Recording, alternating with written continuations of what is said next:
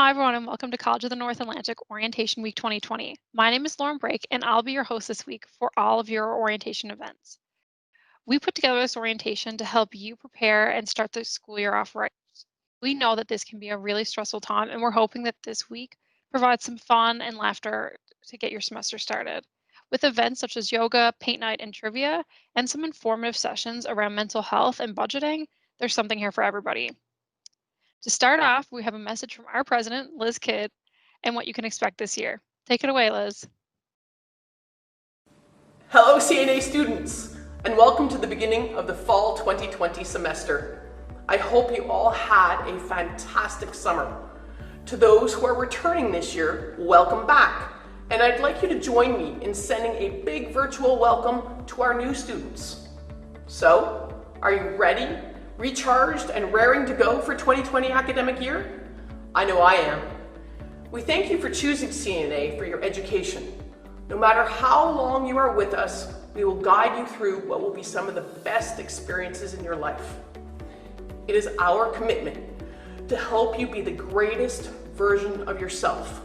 Someone who is a community leader, a business owner, or a stellar employee.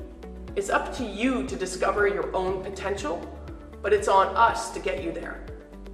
There will be times when the work is challenging. However, these opportunities will carry over into your future careers and help motivate you while you're on the road to success. Whether your programs are virtual or in person, get ready to work hard, make new friends, make things happen, but most importantly, I want you all to have fun. What a great message from our president, Liz Kidd. Up next, we have a short introduction to student services on campus. This will cover our student development officers, guidance counselors, accessibility services, and much more. Check it out.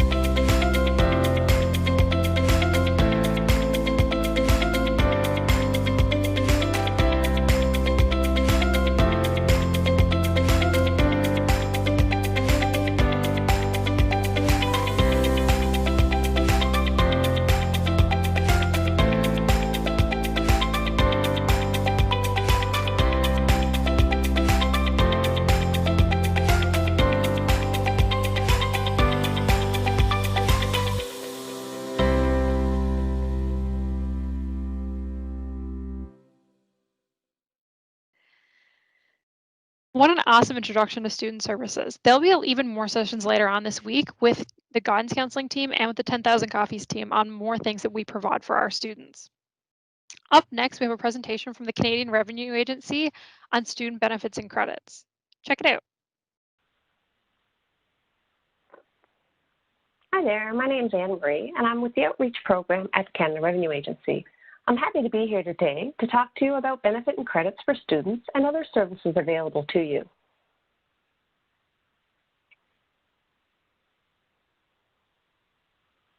You may only know of the Canada Revenue Agency as the taxman, but we're much more than that. The Canada Revenue Agency, or CRA for short, administers federal benefits and credits and most provincial and territorial payments. One question that is often asked, do I have to do my taxes? There are some reasons why you must do your taxes. For example, you must do your taxes if you have to pay tax or if the CRA sent you a request to do so. But even if you're not required to do your taxes, you may want to do so if you want to claim a tax refund or if you want to get benefit and credit payments. Even if you have not received income in the year, you have to do your taxes so the CRA can determine if you're eligible for the GST/HST credit. For a complete list of reasons you must do your taxes, see Do You File a Return on the Canada.ca website or in the General Income Tax and Benefit Guide. The tax year is the same as the calendar year, from January 1st to December 31st. The deadline for most Canadians to do their taxes is April 30th of the year following the tax year. For example, your tax return for the 2020 tax year will be due to the CRA no later than April 30th, 2021.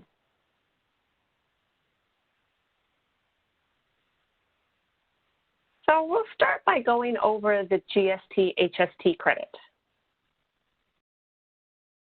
So the GST/HST credit is a tax-free payment that helps individuals and families with lower modest incomes offset some of the GST or HST that they pay. You don't apply. When you do your taxes, the CRA will determine your eligibility for the credit. If you're eligible, the CRA will issue GST/HST credit payments to you. It is paid out 4 times a year, around the 5th of July, October, January, and April. And if you receive the Canada Child Benefit for a child, they are also registered for the GST/HST credit, and you'll receive an amount for that child if they're eligible.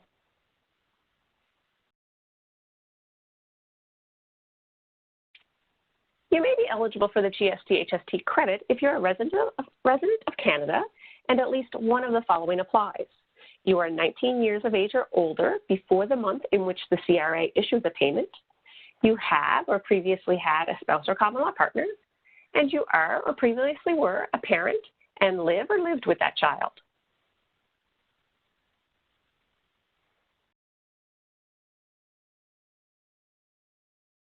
The CRA calculates your GST/HST credit based on the number of children you have registered with the CRA and your family net income. If you're single, your family net income is the amount from line 23600 of your tax return. If you have a spouse or common law partner, their net income is added with your net income to get your family net income. And we'll now look at the amount a single person can receive and then the amounts a couple that is married or in a common law partner relationship can receive.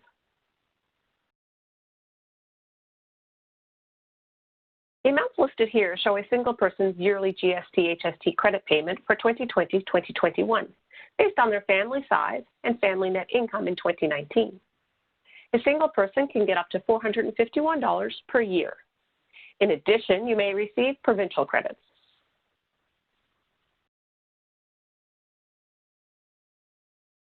The amounts listed here show a married or a common law couple and a family's yearly GST/HST credit payment for 2020 to 2021 based on their family size and net income in 2019.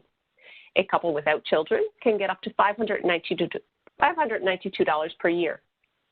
Only one of you can receive the credit. No matter which one of you receives it, the credit will be the same. There may be other benefits that you can claim on your tax return, such as the Canada Workers Benefit. And for more information on this benefit and the eligibility criteria, go to canada.ca/Canada-Workers-Benefit.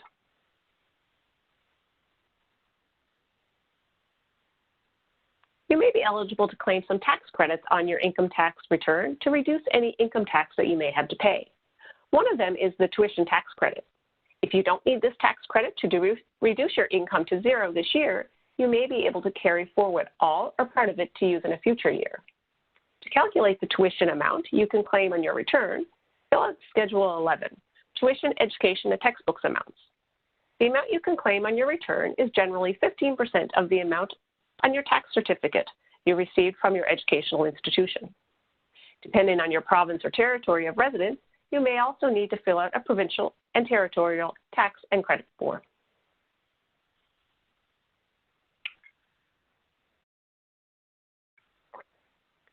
Let's now touch on how to file your taxes. There are a few ways you can choose.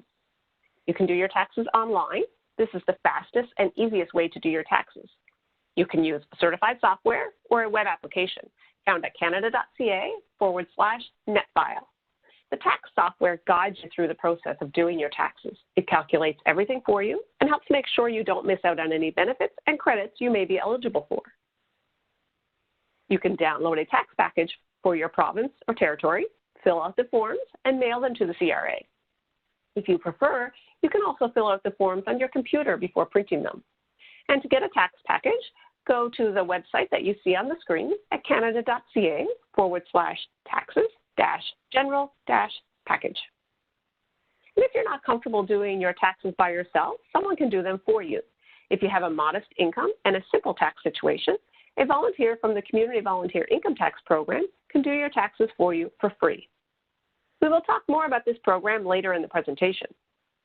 If you're not eligible to get help with the CVITP, you can find a service provider who will do your taxes for a fee. To find a service provider near you, go to canada.ca/efile-individuals and click on Where can you find an e-file service provider?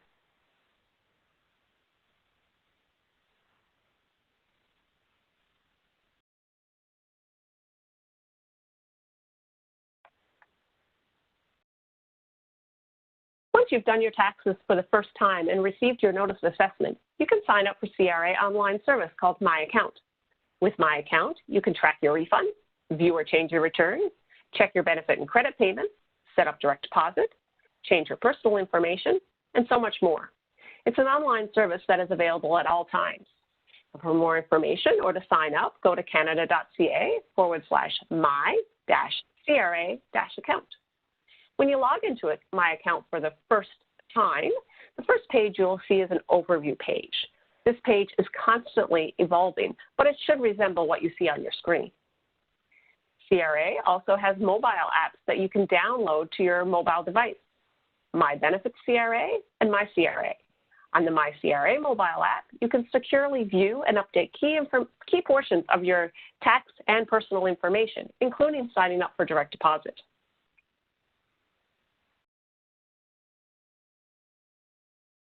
In order to register for My Account, you will need your social insurance number, your date of birth, your current postal code or zip code, and an amount from either this year's or last year's income tax and benefit return. A copy of your return will be handy for the registration, as the line amount requested will vary. There are two options to register for My Account. Option 1, log in or register with the same sign-in information you use for other online services, such as online banking.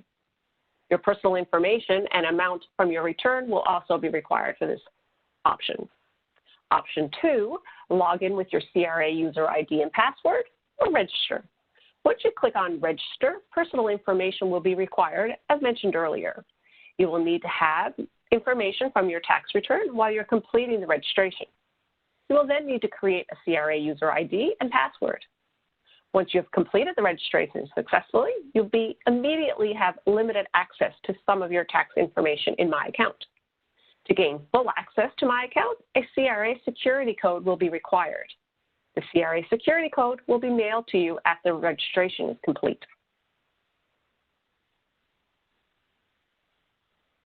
Direct deposit lets the CRA deposit your tax refund and your benefit or credit payments directly into your account instead of mailing you a check. Direct deposit offers you faster access to your money. To sign up for the direct deposit, you'll need to gather the following information: your social insurance number, the name of your bank, financial institution, the branch and transit number, and your account number. Your account information can be found at the bottom of any check for the account in which you want to have your payment deposited. If you do not have a checking account, you can ask your financial institution for this information. You can sign up for direct deposit in several ways: through My Account, through the My CRA mobile app, by mail by completing the Canada Direct Deposit Enrollment Form, and by phone. To sign up for direct deposit or change any account information by phone, call 1-800-959-8281. And when you call, you will need your social insurance number, full name and current address, including postal code, your date of birth, most recent income tax and benefit return, and the information about the most recent payment that you got from the Canada Revenue Agency. You'll also need the banking information, the 3-digit financial institution number, the 5-digit transit number, and your account number.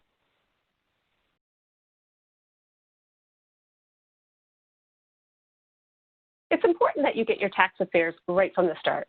Know how to recognize the underground economy and help fight it. The underground economy is any activity where income is not reported on an income tax and benefit return. It is important to not only make sure you're paying your fair share in taxes, but also think carefully about who you do business with. Report all of your income. In Canada, you have to keep track of all of the money you made during the year and report it on your income tax and benefit return. Your income may include cash payments you receive for goods and services, money you earned by renting out a room of your home, and any tips. If you don't report all of your income and your return is selected for an audit, you may have to pay the income tax you didn't pay, plus interest and penalties. Work for employers who protect you. If you accept a job with an employer who is paying you in cash to avoid having to pay taxes, he's likely not paying insurance premiums to protect you if you get injured on the job. This puts you and your family at risk if you no longer have an income. Get a written contract or receipt. If you don't get a receipt to prove you purchased something, such as a new television, you're not protected if something goes wrong and you want a refund. You'll lose your money. When you hire people to fix your home, get a contract. Don't pay cash with no paperwork. If the work is not done well or if the worker gets hurt, you could face great financial risks.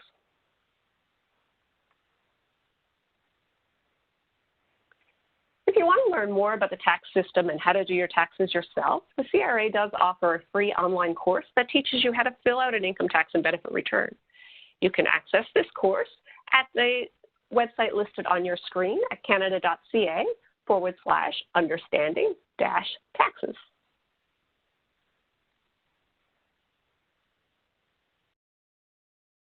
Maybe you'd like a career opportunity with the Canada Revenue Agency.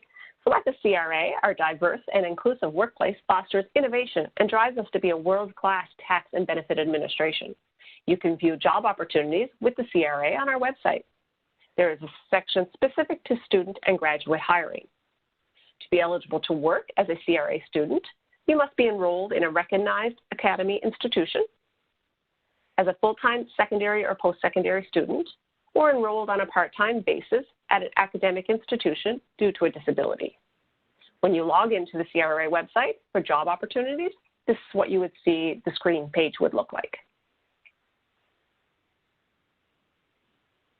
As mentioned earlier, you can file your taxes through the Community Volunteer Income Tax Program. The CRA works with community organizations and their volunteers to help eligible individuals by doing their taxes for free, which ensures they get the benefit and credit payments to which they are entitled. CVITP volunteers prepare returns for free for people who have a modest income and a simple tax situation. Community organizations may also establish additional criteria or increase the suggested modest income amounts.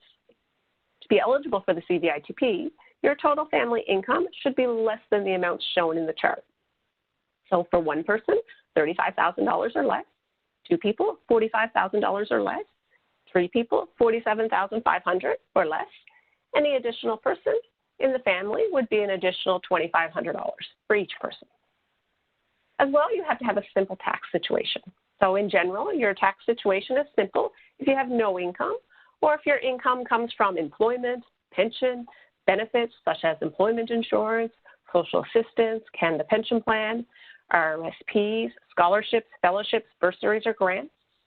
Your tax situation is not simple if you have self-employment income, employment expenses, you have capital gains or losses, you filed for bankruptcy, or you have any rental income expenses. So for more information on the CVITP program, go to canada.ca/taxes-help.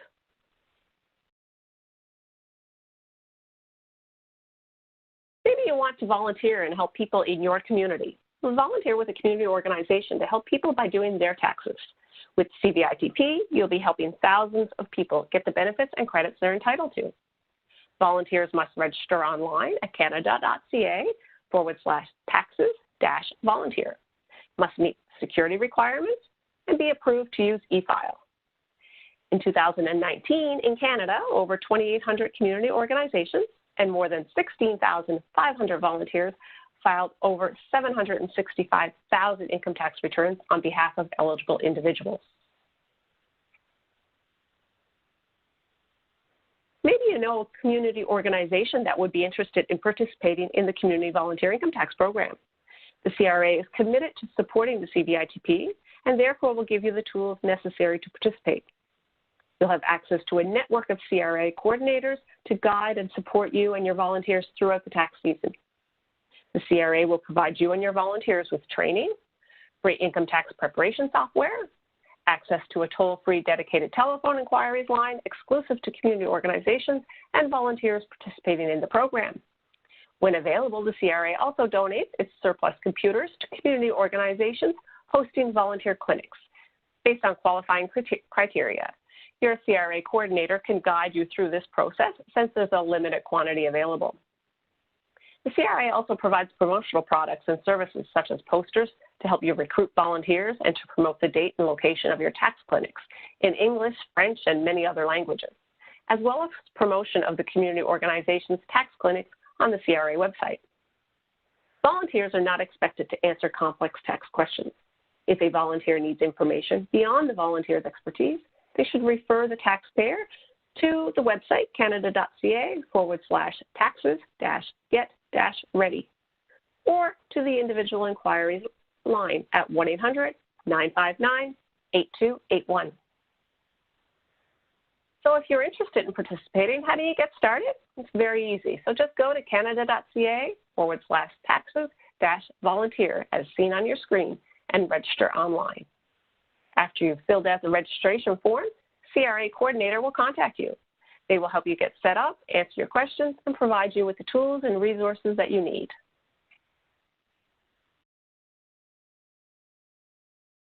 The last topic that I'm going to touch on is scams. There are many types of fraud out there, and new scams pop up daily.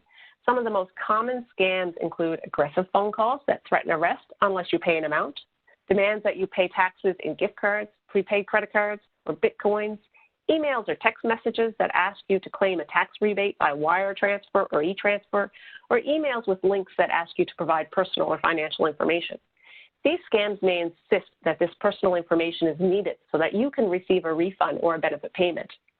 Cases of fraudulent communication could also involve threatening language to scare you into paying fictitious debt to the CRA. Other communications urge you to visit a fake CRA website where you are then asked to verify your identity by entering personal information.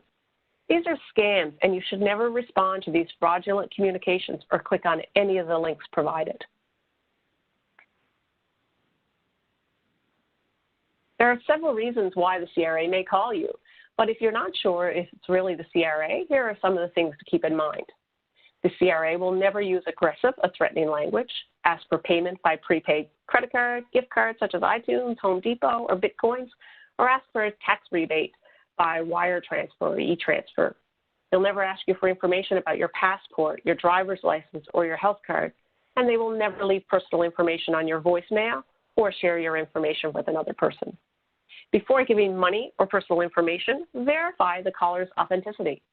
You can note the caller's name, their phone number, and office location, and tell them that you first want to validate their identity. You can then verify that the employee works with the CRA or that the CRA did contact you by calling 1-800-959-8281. The only time CRA will send an email that contains a link is if a taxpayer calls the CRA to ask for a form or a link to a specific information.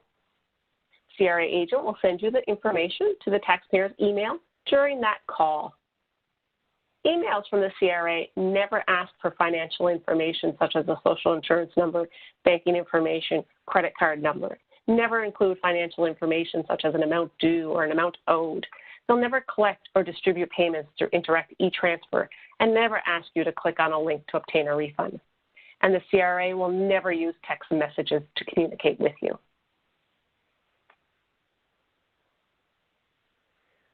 When in doubt, ask yourself, is the reason CRA is calling? Do I have an outstanding tax balance? Is the requester asking for information that I wouldn't normally include in a tax return? Am I expecting more money from CRA? Does this sound too good to be true? You can report a scam to the Canadian Anti-Fraud Centre online at the web address on your screen or by calling 1-888-495-8501. If you suspect you may be the victim of fraud, contact your local police service.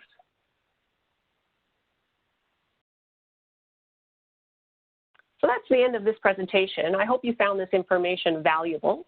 The links that you saw at the bottom of each page of the presentation, canada.ca/taxes-students, has all of the information I touched on throughout the presentation, plus some additional information that you may find helpful.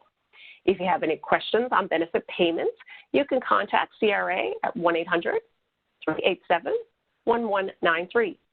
Or if you have a tax-related question, you can call 1-800-959-8281. And don't forget, you can view or change your personal account information on My Account. Thank you so much and have a great day.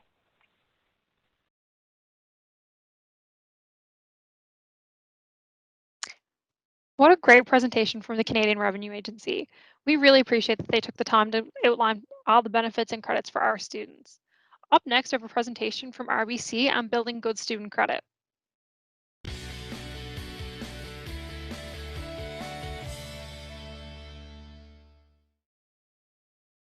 Hi everyone, my name is Dean Newberry. I'm a branch manager at RBC in one of our 19 locations in Newfoundland and Labrador.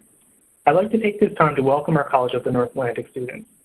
Through our Future Launch program, we are working with youth and students to succeed and work through our ever-changing workforce. Denise.penton, a financial advisor in Newfoundland and Labrador, is here to help educate you on the importance of getting and building good credit. Thanks for the introduction. As Dean mentioned, my name is Denise.penton. I'm a financial advisor with RBC. I have over 11 years in the financial services industry. One of the favorite things about my job is helping clients maximize their financial health, and that is part of that is getting and building good credit. So I'm very happy to be presenting to you today on getting and building good credit.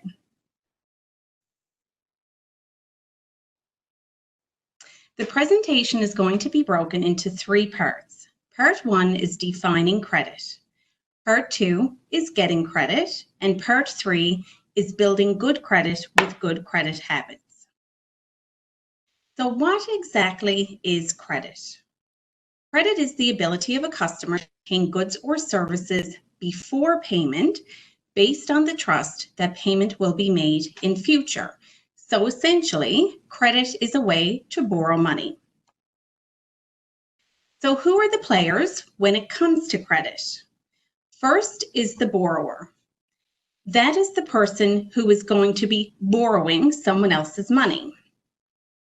Then we have the lender. That's the person allowing someone else to use their money. And the other component is the principal. That's the amount that is going to be borrowed. So I'm sure all of you at some point in time have either lent someone money or borrowed money. What about if one of your friends asked you today to lend them $50? What are some things that you would consider? You certainly would consider, do you have extra cash at hand to lend your friend? Is this person trustworthy? Are they going to keep their promise and pay you back? Do they have money coming in to be able to pay you back? And when will you get your money back? In a few days, a few weeks, a few months? Now, what if they ask you for $500, $5,000, or $500,000? As the amount gets greater, the risk involved also increases. So let's talk about risk and interest. The lender's way of getting compensated for risk is by charging interest. And interest is generally a percentage charged on the amount being borrowed. And this brings us to the most important rule about borrowing. It comes at a cost. It is never free. When you do pay back money or money that you've borrowed, you always pay back principal plus interest. So the amount that you repay will always be greater than the original amount that you borrowed. Before I go on, I do get the question a lot, what's the difference between credit and debit? So I want to take a very quick minute to have a look at that. When you purchase on credit, you purchase using money that you're borrowing, such as a credit card. If you use a debit card or purchase, you purchase with money that you actually have in the bank when you purchase on debit. So a credit and a debit card look the same. You can actually use them. They function similarly. However, with credit, you're borrowing money. With debit, you're actually using money that is in the bank. When it comes to credit, there are many different types of credit products to choose from. The three most popular types of credit in Canada include credit cards, personal loans, and lines of credit. So we'll have a closer look at each of these. The purpose of a credit card generally is for smaller purchases or purchasing items online, such as Amazon, Netflix. Generally, a credit card is not secured, and that basically means that the borrower does not have to put up collateral, and collateral is an asset such as a car to prove that they have the capability of paying back the money. Interest on a credit card tends to be high, anywhere between 10 and 20%. And that's because the credit card is not secured, and the interest is the lender's way to offset the risk of not being repaid.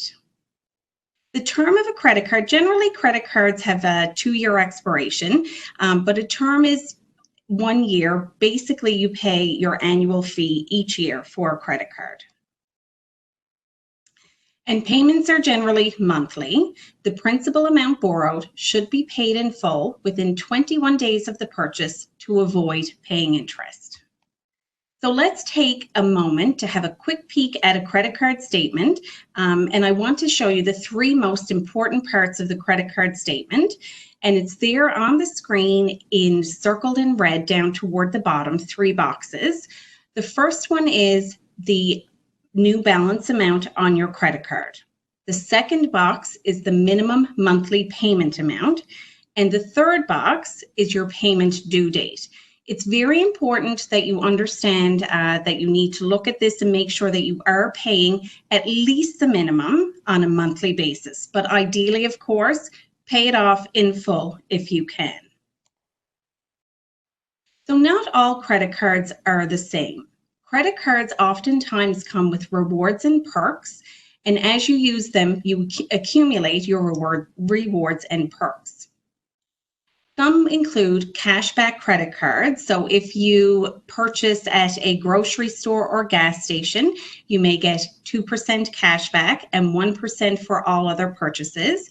And at the end of the month, the credits accumulate and will actually be applied to the balance owing on your credit card. So that's for a cashback credit card.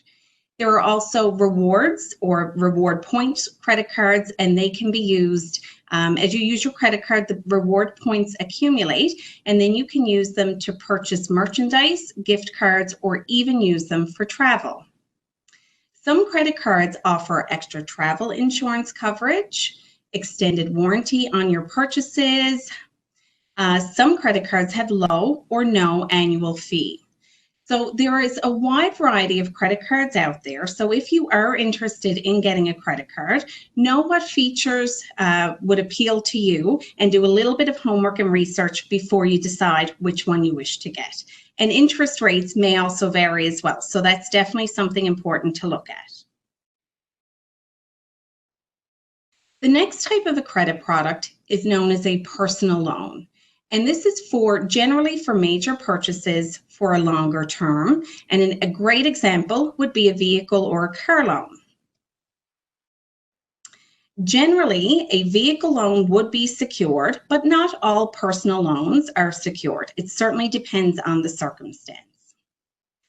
The interest rate on a personal loan is usually lower than a credit card and about 5%. It could be a little bit higher depending on your credit score, which we'll talk about in a few minutes. The term can be 1 to 5 years, and I have seen loans that are a little bit longer as well. So again, it depends on the circumstance. And the payments can be monthly or bi-monthly. You can certainly work with your banker to set up a payment schedule that meets your needs. The third type of a credit product is the most flexible form of credit, and it's called a line of credit. The purpose of a line of credit is that you are extended a certain amount in advance and you only use that amount or up to that limit as you need it. An example would be if you borrowed $10,000, you would have $10,000 accessible to you. But of course, if you don't need to use it, your balance is zero and your limit is $10,000. Sometimes lines of credit can be secured, but not always. Again, it depends on the circumstance. And a line of credit generally has the lowest interest rate out of all the credit products. The term on a line of credit is flexible, and sometimes it can even be an open term. Payments will be monthly or bi-monthly, and usually they are interest-only payments, and you can work with your banker, again, just like a loan, to set up a payment schedule that is most flexible to meet your needs. So now that we've reviewed the three most,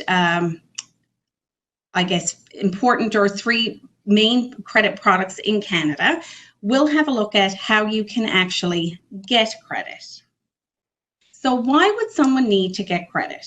And I guess the answer is to live your best life. People would get credit to buy a car, to fund their education, to purchase a house, or maybe even to travel. So when you go to a lender looking to borrow money, there are certainly things or factors that they will consider. And this is known as the 5 C's of credit. The first C of credit is character, and that's your character. How have you been in the past managing your finances, and have you been responsible paying your bills? The second is capital. What is your net worth, and is it reasonable for your life stage? Do you have any savings or any investments? The third C of credit is capacity. What current debts do you already have, and what is your ability to pay them? Are you currently working? Do you have income? The fourth C of credit is collateral. Do you have a car or real estate, anything that you can use as asset, as security for the loan? And then the fifth C of credit is credit history, which is probably the most important. And this is definitely looking at your past behavior in credit card, making payments on your credit cards and other loans. So why is a credit report important? A credit report is basically a history of your credit. It is your financial reputation. A credit report will list your name, your address, social insurance number, any credit cards or loans that you have had in the past or have outstanding now, how much money you owe on them, and whether or not you pay your bills on time or if you are quite delayed in paying them. Businesses want to know about you before they lend you money. And it's not only lenders such as financial institutions that will want to know about your credit report. Employers, cell phone companies, insurance companies, and possibly even landlords will have a look at your credit history to determine what your financial reputation is before they decide to take you on as a client or to lend you money. So let's talk about credit score. Credit score is a number, and the higher your score, the better. In simple words, your credit score is a number assigned to you that shows your ability to borrow money and repay it. The higher the score, the better. In Canada, credit scores range from 300, which either means that you are just starting out to building your credit, or you have been failing or not being responsible with your existing credit, up to 900. According to TransUnion, a reputable credit agency, 650 is the average score for most Canadians. To calculate an individual score, a specific set of rules are applied to an algorithm, which draws some assumptions about the individual's spending habits and then assigns a number, which is your score. So why is credit score, credit history important? A good credit history enables you to qualify for a loan. It may help determine the limit that you will be offered, and it also helps you secure lower interest rates. So essentially, the better your credit score, the lower your interest rate and the less money it will cost you to borrow. In Canada, there are two national credit bureaus, Equifax and TransUnion. You can and you should request your credit report at least once a year, and it is free to obtain your credit report every 12 months. It's important to review your credit report to make sure that it's accurate. You don't want to have your financial reputation inaccurate. If you ever see anything on your credit bureau that's not accurate, you should definitely investigate and clarify. You can also check your credit score once a year as well, but I do believe there may be a fee for that through the credit bureaus. If you're an RBC client, you can check your credit score through your online banking profile. And some of the other financial institutions, I believe, do the same as well. But if you bank with another financial institution, you can certainly inquire if you can check your credit score through your online banking with that financial institution.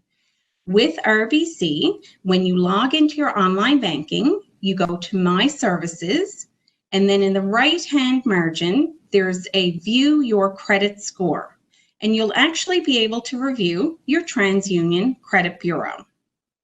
There's also a score simulator there, which enables you to increase your credit card limits or your loan limits or add new credit card or loan balances.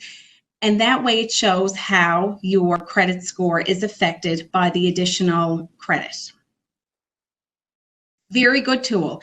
If you do check your credit score through online banking, it's not a hard inquiry, it's only a soft inquiry. So you're not penalized for checking your score through online banking. So what makes up your credit score?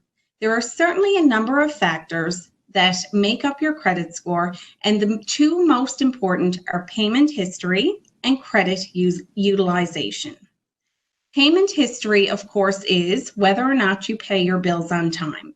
If you're late paying your bills, or if your bills go to a collection agency, that is definitely going to have a negative impact on your credit score. Credit utilization also has an impact on your credit score. It's basically how much credit you have outstanding on your credit cards or your loans. And what we do tell clients is to make sure that you have a balance of 50% or less than your limit. An example would be if you have a credit card that's $1,000, make sure on a monthly basis that your limit is $500 or below. And this is just credit utilization. Other factors that do make up your credit score include new credit application, and that's how frequently you've applied for credit. If you keep applying for credit in a very short term, it indicates that you may be in financial distress. Credit variety, that refers to how balanced is the mix of credit that you have. Do you have credit cards, loans? Do you have a mortgage? And how responsible, how responsible have you been with each? Your account history. how many years you have had credit or loan. That certainly does help. So the longer your credit history, the more points you will accumulate. And then too many accounts. Having a lot of credit accounts, even ones that don't carry a balance, can be a warning sign that you're in financial distress. Part 3 of building good credit is Part 3 of the presentation, is building good credit with good credit habits. So not all debt is created equal. There certainly is some good debt and some bad debt. Good debt would include education, business ownership, as well as mortgages. So all of these debts, reasons for going into debt, are to either generate income or on an asset that will appreciate over time.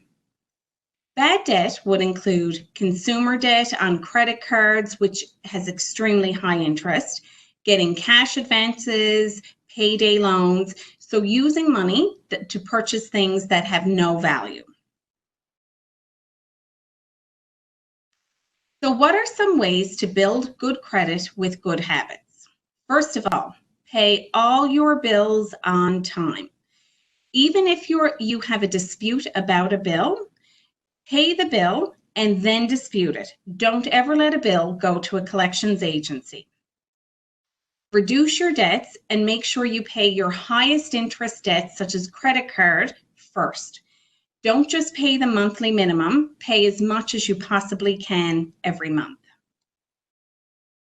Check your credit bureau and correct any errors on your report.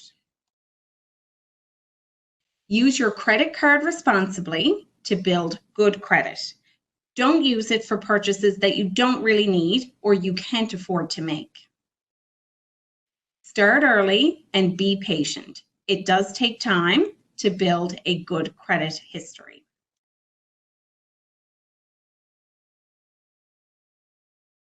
Thank you so much for your time.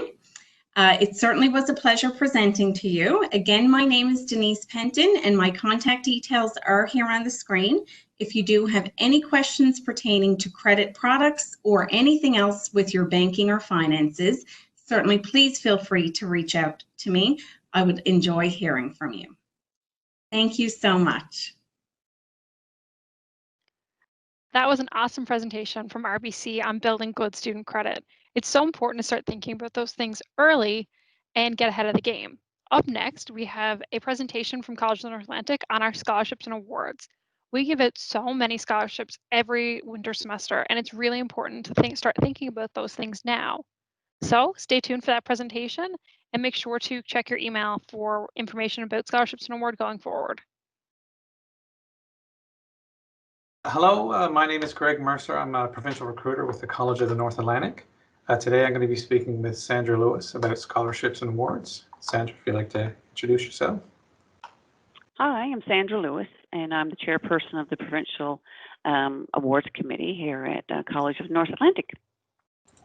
Okay, well, we'll just get started. So Sandra, what is the deadline date for students to apply for any scholarships or awards? There will be different deadline dates throughout the fall 2020 semester.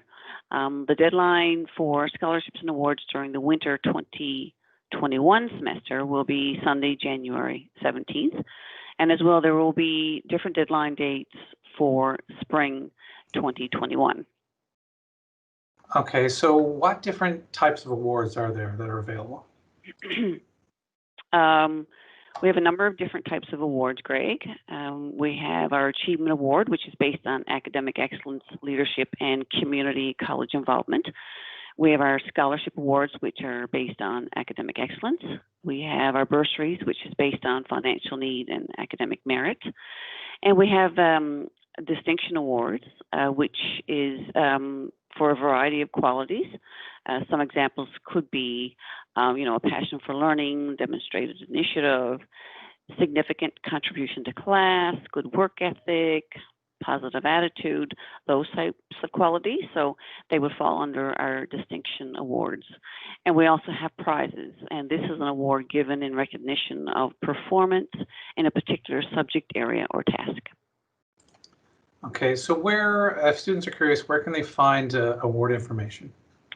The best place to find the award information is on our college website at www.cna.nl.ca/awards. And when they get to the website, they can search by campus, search by campus and program, search by award name, campus and program. They can do sorts by program, campus, and award, and they can do a number of filters. So that's when they go into the college website. As well, the awards representative at the campus will email students via their college email information about upcoming awards and deadline dates. Awards representatives may also do online presentations via Microsoft Teams or Skype. And when we do return to our physical classes, awards representatives may do class visits and general presentations during lunch times, for example. There are lots of ways to get awards information to students. So what are the general eligibility requirements for awards? Students need to be full-time in regular recognized college programs and certificate and diploma level programs. And they should always check their criteria to be sure of the criteria and what year they need to be in, first, second, or third. But it needs to be a recognized college program. They need 80% of their credits completed from their program at the point of consideration. They cannot have any more than 20% exemptions at the point of consideration. Students need to pass all of their courses and to be in clear standing. And like I said previously, students should always check the criteria for each award just to be sure that they meet the criteria. And they can do that by checking with the awards representative at their campus. So which programs at the college are eligible for awards and scholarships? All of our regular certificate and diploma level programs are eligible for awards. So this will include our academic programs such as CAS and transfer and transition, our applied arts programs, business programs, engineering programs, health science programs, our trades programs, information technology programs, and our natural resources and tourism programs. So roughly how many awards are available this year at the college? There should be over 500 awards at the provincial and local level. And like I said before, the bulk of them will be in the 2021 semester. So yeah, we have a lot of awards this year. How much money is available to students? Based on previous years, anywhere from $400,000 to $500,000 will be available to students throughout the academic year. Where does the money come from in general? Our awards are made possible by the generous contribution of our donors who represent numerous organizations and companies and individuals. We'd like to take this opportunity to thank our many donors for their contributions because it keeps our Students Awards program going and it benefits so many of our students. Are there any other awards available to students? Yes, there are external awards that our students can apply for. When we get information from external sources, we will send information to the Campus Awards reps, so the Campus Awards reps can notify their students at their campus. Are there any awards available to international students? Yes, there are awards available to our international students. If an award doesn't state an applicant needs to be a Canadian citizen or permanent resident of Newfoundland, the student is eligible to apply, but they should always check the criteria to be sure. Okay, so how would someone apply for a college award? They should locate the fillable application on the college website, as I mentioned earlier, and any applicable documents. And once they have it completed, they can email it or regular mail it to the Campus Awards representative at the campus. And each of the award applications will have a checklist of what goes with the application, so they need to check that as well. So what should they do to make their application stand out to increase their chances of being selected for an award? Some tips would be to start early. Don't leave it to the last minute. Get references that they know that they will get a great recommendation. Be clear and honest. Be sure the application is complete. Check it over several times. Ask a friend to check it over. Make sure the spelling is correct. Make sure you complete the entire application and other documentation required for the award. And of course, if they have any questions about the application, they can reach out to their campus awards representative. Will there be an awards ceremony or some sort of presentation? Yes, there will be an awards presentation or ceremony. The date will vary from campus to campus. Some campuses will have their presentation or ceremony in April, and some could be a little bit later. Recipients are encouraged to attend the ceremony or presentation because donors attend and they typically like to meet the recipients. So for all the students out there, why should they apply? Well, it's a great way to get extra funds for school, to gain confidence, gain recognition, and as well, a big one is to enhance the resume for potential employers. All right, well, thank you very much for the information, and thank you for joining me today, Sandra. You're welcome, Greg, and I encourage students to apply. Absolutely. That was a great presentation on scholarships and awards. Make sure you're checking your email every week so you can stay on top of every award application that comes out. Up next, we have a presentation from TJ Jones on supports for gender diverse folks in Newfoundland and Labrador. TJ Jones is the Executive Director, Trainer, and Facilitator for Trans Support NL, and he's here to give us a short presentation on everything that we have available in this province. Check it out. Hello, everybody. Happy orientation, and I'm grateful to be here. Thank you for watching. I'm about to talk to you a little bit about supports that are available for gender diverse folks here in our province. My name is TJ Jones, and I serve as the Executive Director of Trans Support NL Inc., which is a local nonprofit that I helped co-found with the mandate of focusing on building supports for the trans, non-binary, two-spirit, and gender diverse communities here in our province of Newfoundland and Labrador. I also offer professional development training for local service providers. I'll talk a little bit about our training a little bit more later.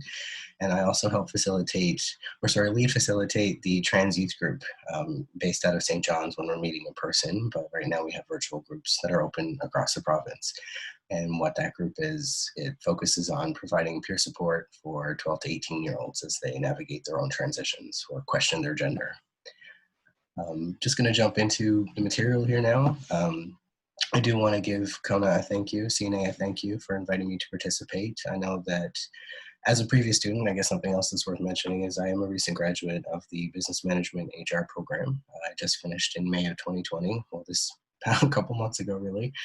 And I can attest to the challenges associated with shifting into online learning, so I do wish everyone the best of luck.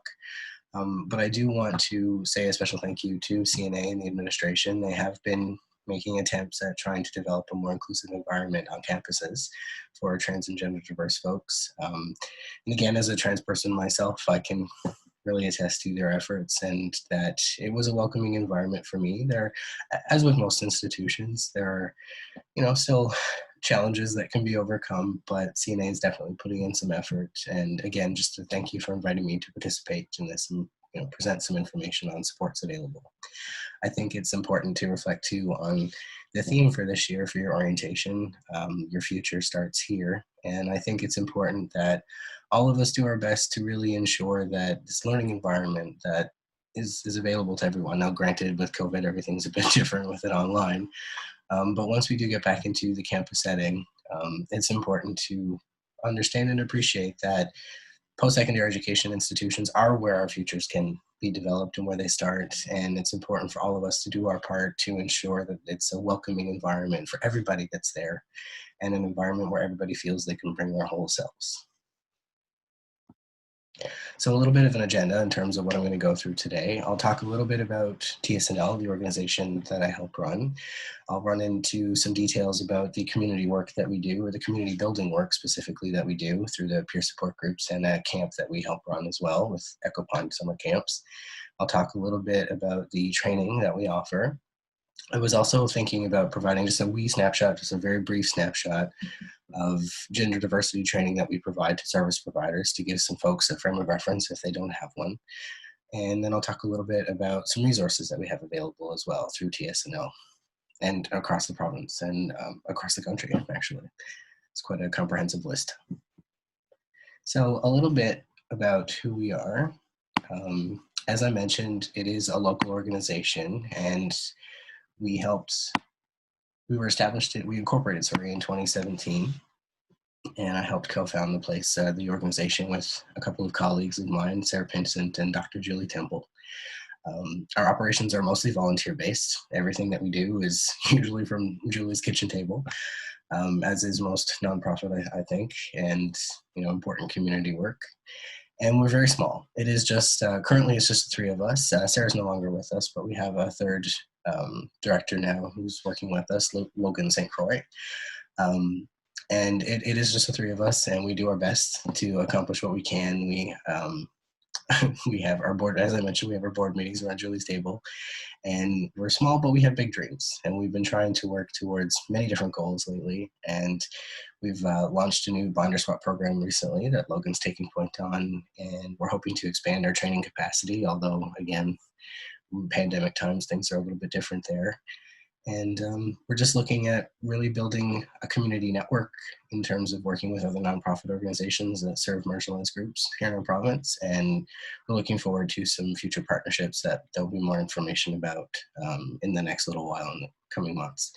But as I mentioned, our vision is to help improve the experiences of trans, non-binary, two-spirit, and gender diverse folks in our province. And we do that through this advocacy, training like this, things like this, the facilitation of community building with our peer support groups and social networking.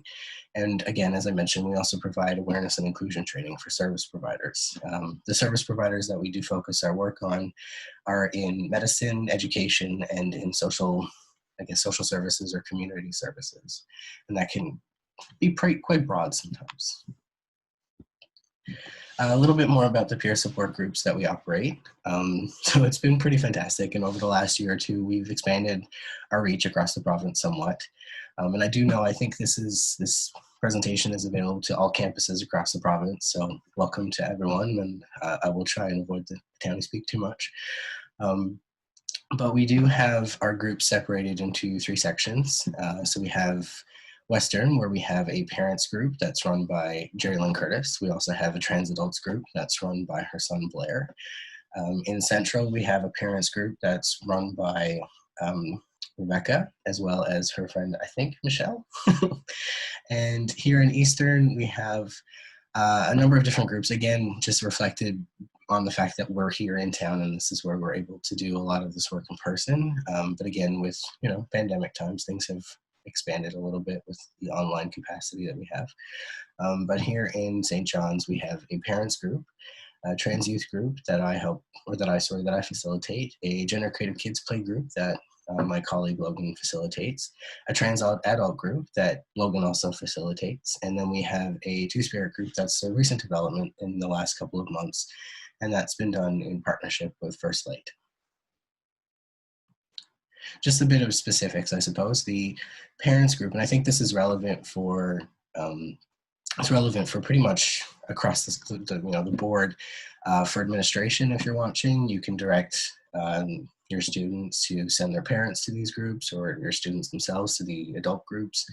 But I just think it's worth noting that for the parents group, it's for all parents and caregivers of trans folks, regardless of that trans person's age. So it can be for young kids up to adults. The trans youth group, as I think I mentioned, it's 12 to 18. So the younger students who might be watching or taking advantage of the program, the schooling that you're offering at Kona, you folks might be eligible to attend that if you're under 18 or at 18. The Gender Creative Kids group is for below 12, and the Trans Adult group is 18 plus. And I think the Two Spirit group is all ages, or they consider it all ages. I'm not really sure about that, but it's definitely worth reaching out to them if you're interested, or reaching out to me.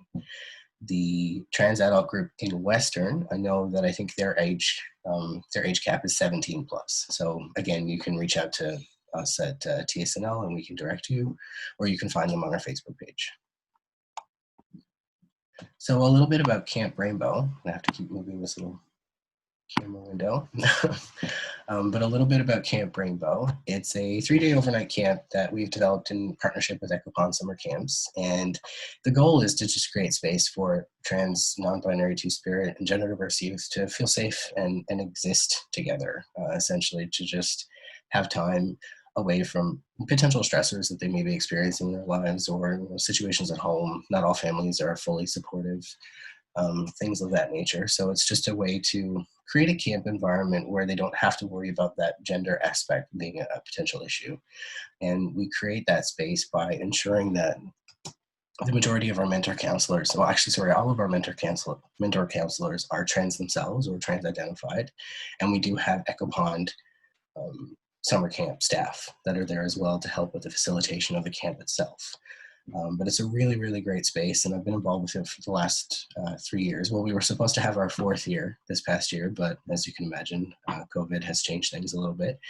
But we did have 3 very successful years with constant growth each year, and we're looking forward to 2021.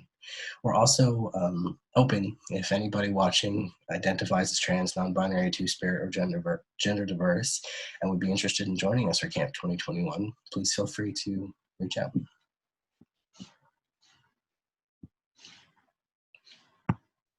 So a little bit about our training. As I mentioned, we have 3 specific streams that we focus on. So it's healthcare, schools, and within community. And we've had quite a wide variety of opportunities over the last few years. I know myself, I've been in the front of many rooms. I've been doing this for about 5 years, and I'm still adjusting to online. So as you can tell, excuse me, tech isn't always my best friend, but I think we're doing okay so far. And as I mentioned, within these 3 streams, we've had many, many opportunities. Just a few examples of some of the training that we've done. We've worked with the NLCPA, or the Newfoundland Labrador Counselors and Psychologists Association, which is affiliated with the NLTA. So that's essentially working with all of the guidance counselors across the province, which was really cool. So we got to attend one of their conferences and just do a presentation around gender diversity in youth for them and answer some questions. So there's education out there. Hopefully some of you who are stepping into college now experienced some of that increased knowledge base if it was relevant to your experiences while you were in junior high and high school. We've done a lot of training with Eastern Health in terms of nurses. We've worked with OBGYN, we've worked with psychiatry, we've worked with psychology, counseling. We're hoping to get in to see the ER nurses. But it's been quite an adventure, and I just wanted to check my notes for a second.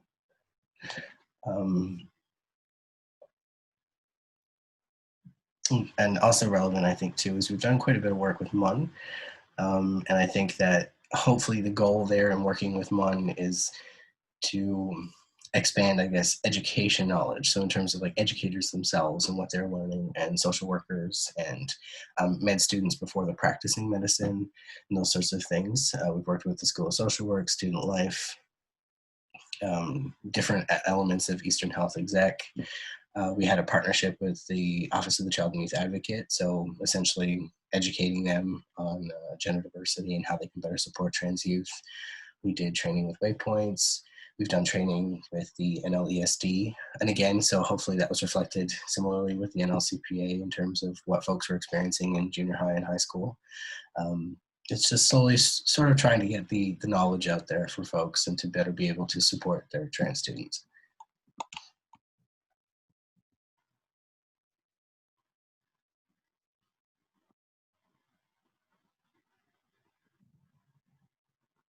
Okay. Sorry for the jump there, but so now I'm just going to do a really quick training snapshot. Sometimes like our sessions can run anywhere from an hour to 3.5 hours. But I'm just going to do maybe 2 or 3 minutes, or well, maybe 10 minutes. I'm going to try and keep it as simple as I can. But so for this, with these trainings, what we usually do is we try and introduce different lived experience. And one of the things that we pride ourselves on within TSNL is that we are a trans majority organization. So myself and Logan both identify as trans. I'm trans masculine myself. And while we are providing lived experience and anecdotal experience as we do this training, I think we try and emphasize that it's important to realize that there are so many trans narratives. One of the lines we like to use is that for as many trans people exist, there are that many trans narratives. Everybody has their own story. Everybody has their own process and their own journey. There is no right or wrong way to be trans, and we can't all be, folks that we see in the media. So everybody, again, has their own process, and I think it's just really important to highlight that. So to begin these trainings, we usually highlight a variety of different lived experience. We usually run the trailer for a documentary called Transforming Gender. You can find it on cbc.ca or under CBC Doc Zone, DOC Zone. And it's a really great way to just sort of learn a little bit more about trans narratives and hear from different people and their perspectives. And everybody in that documentary is trans themselves or gender diverse, and they talk about their own stories. And I think it's really powerful to hear that, because a lot of the time, if it's not something that you're experiencing yourself or you don't have a personal frame of reference or connection with, then chances are you're hearing about trans people not from trans people. And I think it's really powerful to just hear our stories from us. Another source of different narratives would be the bottom link here, which is the New York Times. It's essentially a rolling blog of just folks who are able to write in their story. So it's a series of different stories and personal sort of blog stories of, their own transition, their own experience, and everything like that. So they're both really great resources to have a look at.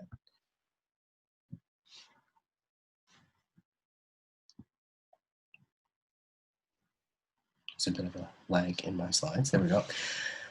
So this here is, now for the trans folks in the audience, or for the folks that are watching that have experience with this, I apologize. I know this isn't the most perfect resource, but given that we train a lot of folks that are kind of starting from scratch with this knowledge, we find this one useful just to sort of help differentiate the different elements of identity and aspects of identity and how they translate onto the body. A lot of folks tend to combine or conflate or mix up gender with orientation and things along those lines. So we use this to just kind of really drive home that while they all can exist simultaneously and they all can inform one another, but don't necessarily do. It's really important that people understand that they're very separate elements of our personal identity. So we talk about how the gender identity is who you know yourself to be, and that's denoted by the rainbow and the thought bubble, and that can exist on multiple spectrums. Gender expression and presentation, while it can be informed by gender identity, can be very separate and doesn't necessarily indicate anything about identity. So you can have a particular style of gendered expression or gender expression, but that doesn't say that you are either male or female or trans or identify in any particular way. Then you have sex assigned at birth, which is, I think, where a lot of folks get sort of hung up on. It's about that chromosomal thing and, the sex that you were assigned based on genital configurations when you're born and things along those lines. And then you have the sexually and romantically attracted to, which helps sort of separate out again that sexual orientation, while it can be informed by gender identity and presentation, they're very separate, and you can't assume anything about any of these elements based on any other of these elements. So, I mean, really, at the end of the day, the only way you can know someone's gender identity is if you just genuinely ask them. And one of the things, the caveats that I throw out there is you don't need to ask. Chances are very, very rarely is it actually relevant. I would caution that if you are curious or you find someone's gender expression may not line up with what you perceive their gender identity to be based on what you perceive to be their sex assigned at birth, you can ask as long as it's respectful and relevant and appropriate in the moment. But again, just, if you do find yourself curious, consider why and wonder if it is actually relevant to what's at hand and if it's something that you genuinely need to know in that moment, or should it influence how you interact with that person. If you have any other questions about this, I will include my email at the end so you can ask.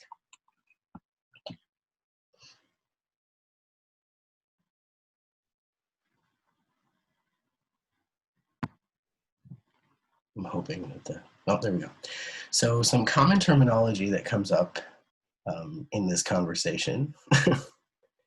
Oh, actually, I think we skipped a slide. We did. Definitions. So this is something that we like to be include as well, because again, we acknowledge that everybody has different starting points with this topic.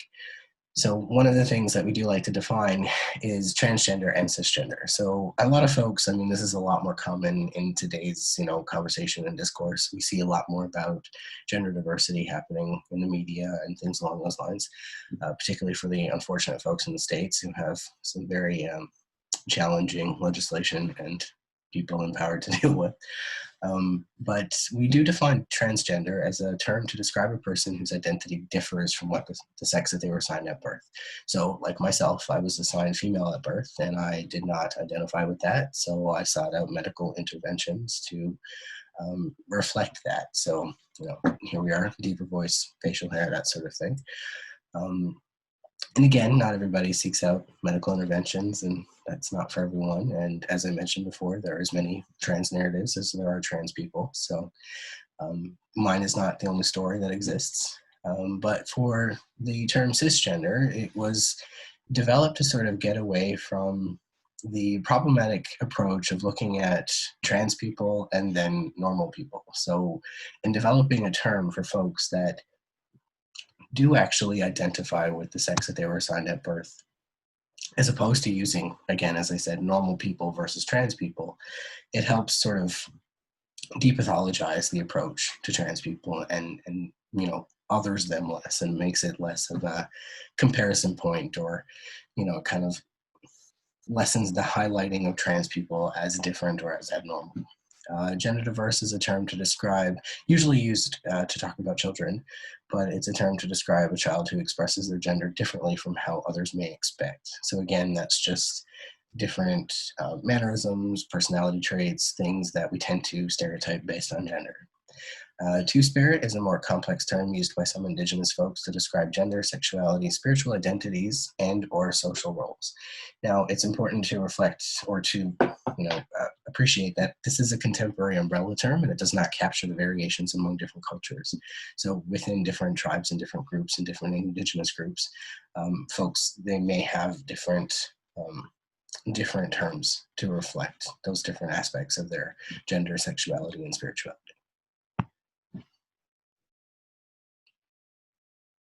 On to the next one. Slowly. Now, this next one should be a collection of common terms that come up, assuming my computer cooperates. There we go.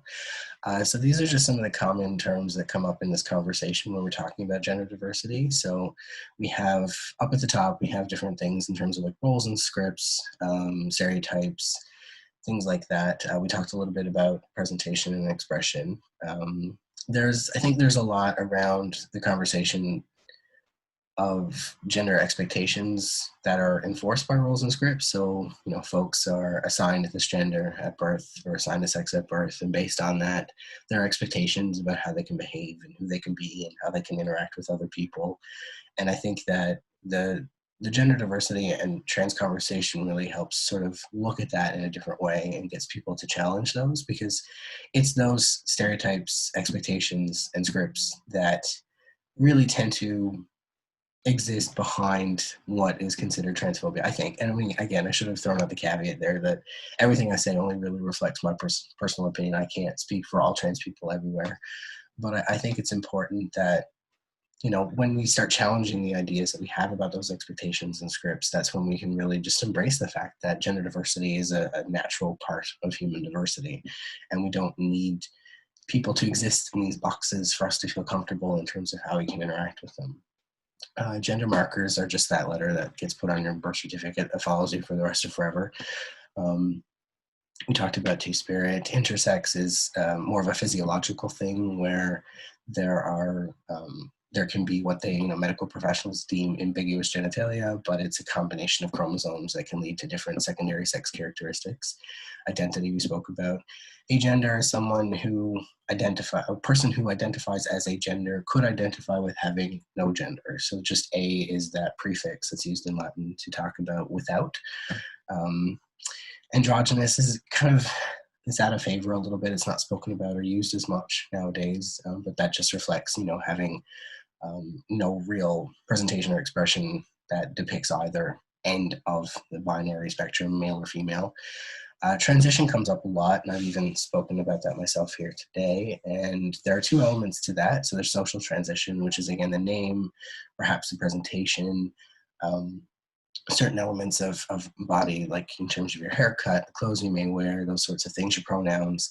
And medical transition speaks more to medical intervention. So that would be the following one, which is hormone replacement therapy to, elevate the hormone that reflects the dominant sex characteristics that you'd like to have.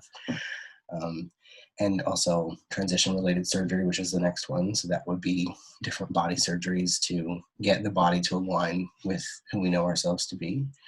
We spoke about gender diverse. Gender fluid can manifest in many different ways, and that can look like folks who do identify as gender fluid. It can shift, it can move, they can feel themselves on a spectrum. So one day they can be more traditionally feminine, and another day they can be more traditionally masculine. They can exist in between the two. It's very subjective.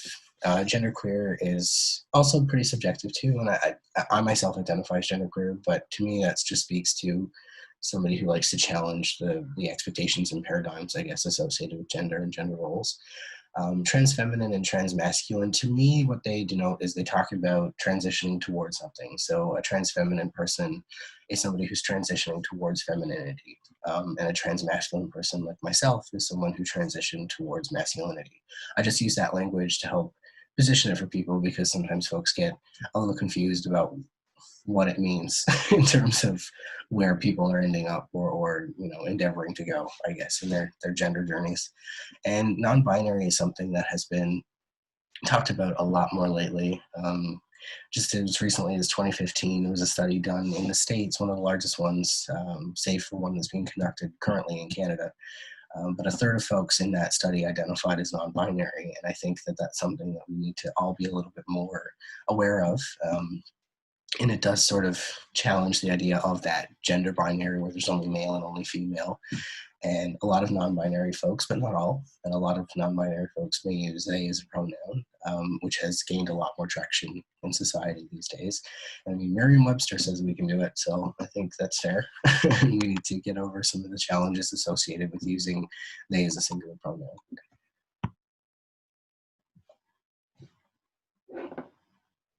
Mindful of the time.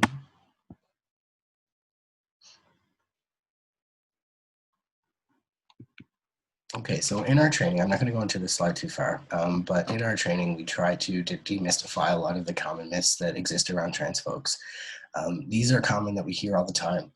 We hear them in training, we hear them working with medical providers, we hear them working with other service providers. There's a lot of concern around the phase position with youth. Kids are too young. It's just a new fad. The internet made my kid trans. It's something that we hear a lot. Kids are too young to know who they are. It shouldn't be encouraged. It's considered a form of mental abuse if transition is supported.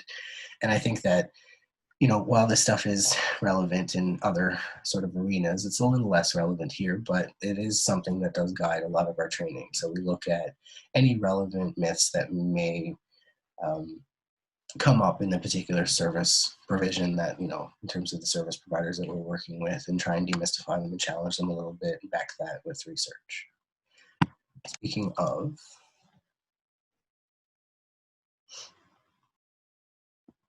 okay, my computer's thinking about it. So this is something that came out of a report last year, and it's the Transpulse Canada Health and Healthcare Access for Trans and Non-Binary People in Canada.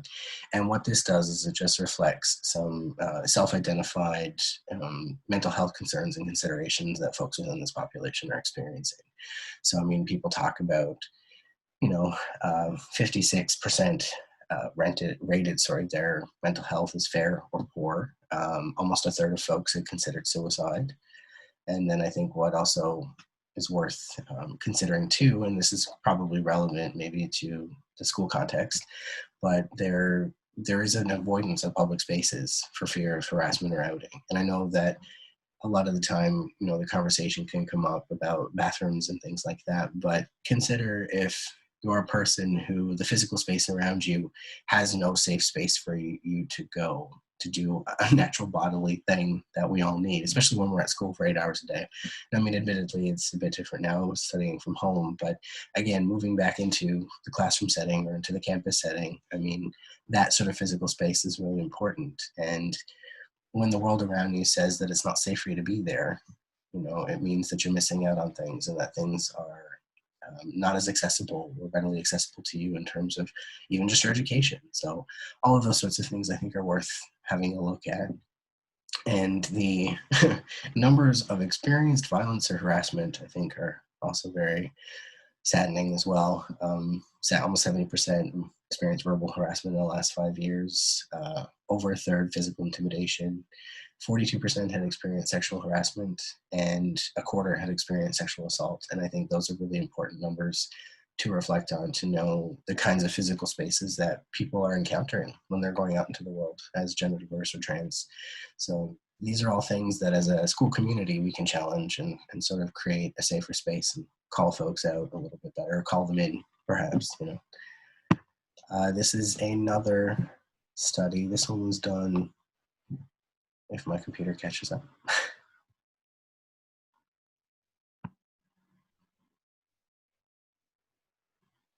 It's thinking about it. I don't think it likes the recording. Oh, there we go. So this one was done in 2015, and this one breaks down the impact of parental support. So this, I think, is relevant across the many audiences that could be watching this right now. I realize that we have both, you know, the general student population with varying degrees of experience with this topic and this conversation, different knowledge base and frames of reference.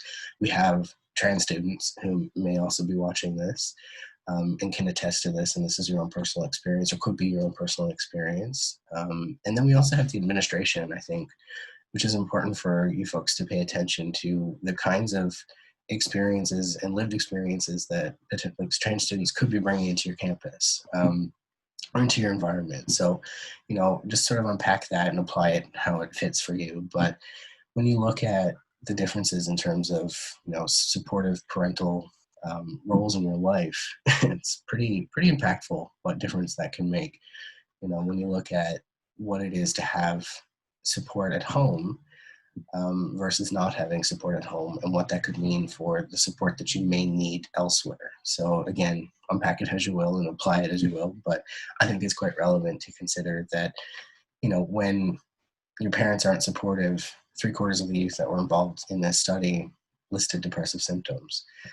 Over half had attempted suicide in the previous year, and that can really influence your ability to be present in your education and what kind of supports would be beneficial to help you succeed in the school environment and things like that. And it's just really, I think, important to recognize that that difference of parental support dropped the attempted suicide rate from 57% to 4%. So even if we can't necessarily advocate, which is a 93% difference, we can't necessarily advocate, you know, for the parental situation to shift and change, but we can mitigate it by creating safer space outside of the home. And I just think that's really important to think about. One of the partnerships that I mentioned earlier, we had a partnership with the Office of the Child and Youth Advocate, and out of that partnership came a special report for trans youth. It was released in May of last year. In that, there were 5 recommendations, and I mean, there's a lot of words on the screen right now, and don't feel like you have to read them all, but essentially the recommendations came out as gender diversity curriculum and representation in K-12 and post-secondary, mandatory training for professionals that work with children and youth. Regional health authorities and school districts need to ID and support a systems navigator, so folks that may not know where to go in terms of resources or how to begin transition, social or medical. One of the things I forgot to mention within social is the name change and the legal side of all of that, and it's a bit of a rigmarole to jump through, especially if you're a younger person. And then to create and support accessible and safe shelter for trans youth.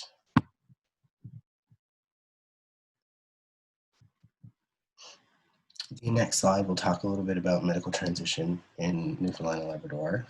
Once it gets there, we go. A lot of folks have questions about this and how you can seek it out. the informed consent model is typically used for HRT or hormone replacement therapy here in the province.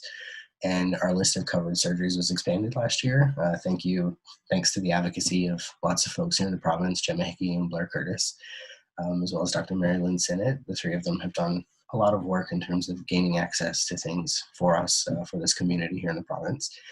In order to receive the MCP coverage, though, all surgeries must be approved prior to surgery. So there is a process that you have to go through with your doctor that follows the WPATH, or the World Professional Association for Transgender Health Guidelines. And that is determined by information from the patient, so self-disclosure, assessment by physician or nurse practitioner, and then a surgical readiness assessment by a professional that meets those credentialing requirements through the WPATH. And this here is a very quick look. It's a list of readiness assessors that have been listed with the province here, and all of this is available online as well. You can find it on the Government of NL Health website. So the link is down at the bottom. You just follow that sort of direction. Maybe take a picture if it's something that you might want to seek out a little bit more.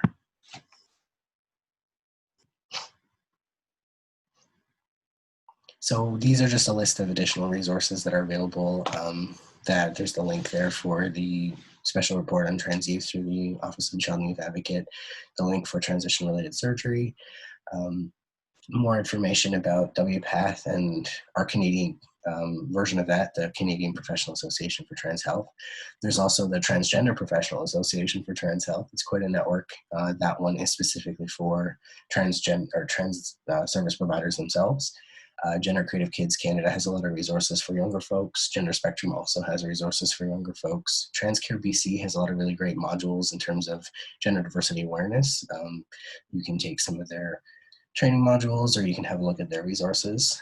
Trans Student Educational Resources is it's a great source for print your own resources. So the Gender Unicorn that I showed earlier, they also have very different variety of different things around pronouns and things like that. You can just print them off, hand them out yourself, post them on your wall if you want to learn, those sorts of things. And the 519 is the LGBTQ2S plus community center based out of Toronto. It's at 519 Church Street, I do believe. And they have a lot of really great resources available as well.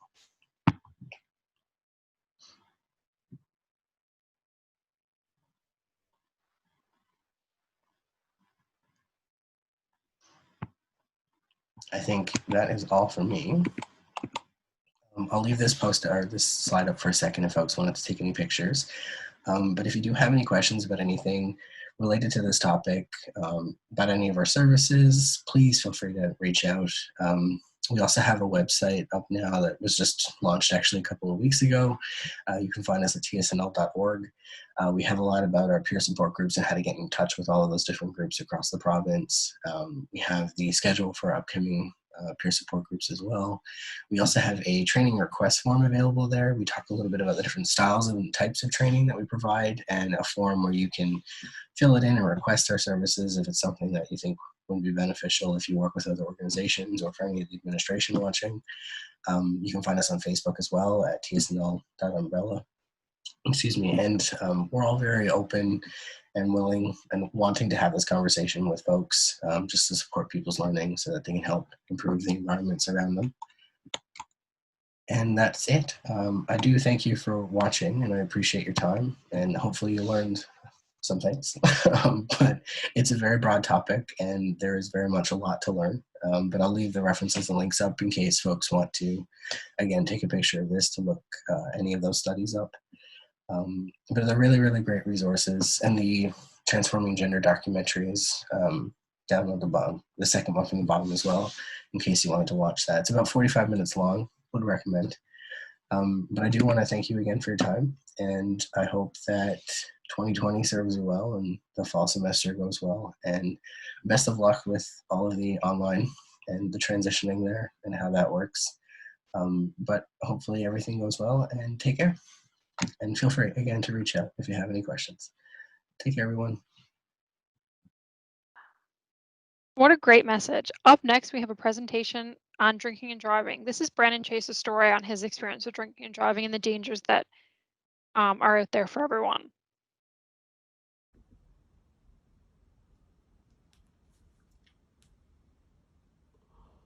Hi, my name is Brandon Chase. I'm 26 years old. I'm a survivor of a car crash related to drinking and driving. 5 years ago, I accepted a ride from a driver who had been drinking, and I almost lost my life. We were coming from a paintball outing in Concord, Alberta, and my driver pulled an illegal U-turn. An oncoming SUV traveling at 107 kilometers an hour hit me on the passenger side. It was a miracle that I even survived. The doctors did not think I will make it. I suffered some very serious injuries. I had an injury called occipital dislocation. The ligaments in my neck were separated on impact. It's like a decapitation. And I was lucky that my spinal cord was not damaged. My neck is now held together with hardware. My entire pelvis was shattered and suffered from some very serious internal bleeding. My pelvis was put back together with nuts and bolts, and I have permanent scars. Both of my lungs collapsed and they filled with blood. If it was for stars or ambulance, I would not have survived. My urethra was torn away from my bladder, so I could not even pee by myself.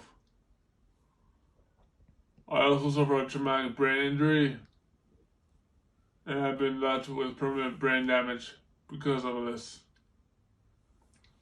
I was in a coma for several weeks when I woke up. I learned how to do everything all over again. It was like being reborn. Had to learn how to walk, talk, toilet myself, feed myself, everything. Because of my brain injury, I have difficulties with balance and coordination. When I walk, my gait is unsteady, and people often think I'm drunk. I also have social difficulties because of my brain injury. I get mad faster and I have to work very hard to control myself. I have disinhibition, so I say things sometimes without thinking, and that gets me in trouble. Because of my brain injury, I also have a condition called dysarthria. This affects my speech muscles and makes it difficult for me to pronounce words. So I have to work extra hard to make sure I am understood. I spent 8 months at the Foot Hospital in Calgary after my car crash. 5 of those months were rehab. Then I transferred to a brain injury rehab center where I lived for 14 months. 14 months. Everything there was rehab. It was my job. I now live in Swarthmore House in Calgary because I still require assistance with my day-to-day stuff, but I'm getting there. I am very fortunate that I get support from family and friends. They pushed me and I worked very hard to get to where I am today, and I'm still working hard. Before the car crash, I was very active and I love sports. I trained Brazilian Jiu-Jitsu, I played rugby and basketball. It's very difficult to think that I won't do some of those things again, but I'm working towards it.